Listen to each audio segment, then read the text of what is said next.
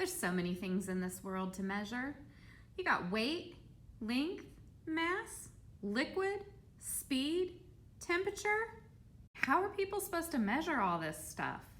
We had a huge problem when we were trying to measure the length of the bulletin board out in the pod. We discovered that even though Ms. Vilsack and Mr. McDonald were measuring with their feet, they were getting different measurements. It's pretty clear they don't have the same size feet. To solve that problem in science, we use a standardized unit of measurement. When we're measuring length in science, we use centimeters and meters to measure with, and we use our meter sticks and our rulers so that 1 meter stick is always 1 meter long, whether I use it or Ms. Vilsack uses it, or even if a science class in some other country is measuring, we can always have the same length for 1 meter.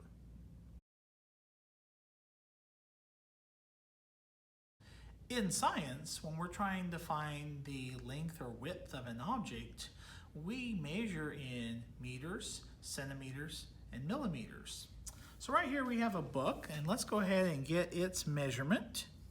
It looks like this book is 10, 25, so 25 centimeters, and it looks like 4 millimeters. So we would say 25 centimeters and 4 millimeters, or we can say 25 and 4/10 centimeters, and with the millimeters being the 10th. One thing that's really important to remember when measuring in the metric system is that we don't utilize fractions.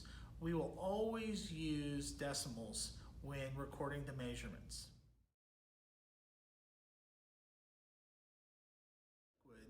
We measure the volume of liquid in liters and milliliters. Right now I have a graduated cylinder. This is the tool that we're going to use to find our liquid volume. And this is a 50 milliliter graduated cylinder. I'm going to pour a small amount of colored water in here, and then we'll take our measurement. This measurement looks like it is 2 lines above our 30 milliliter mark, so we have 32 milliliters of water.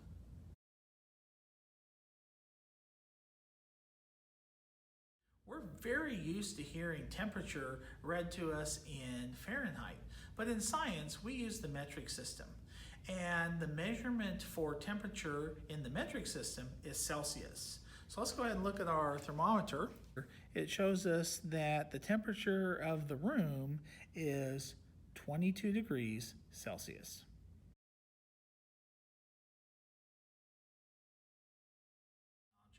We measure mass in kilograms and grams. So we're going to look and see if we can find out how many grams our baby goat is.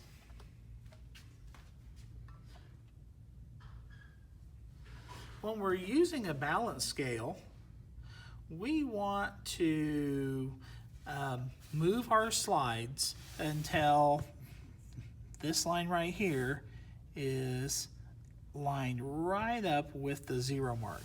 And I did this earlier and found out that our goat is 39 and 4/10 of a gram. The other tool we use to find the mass of an object is a digital scale.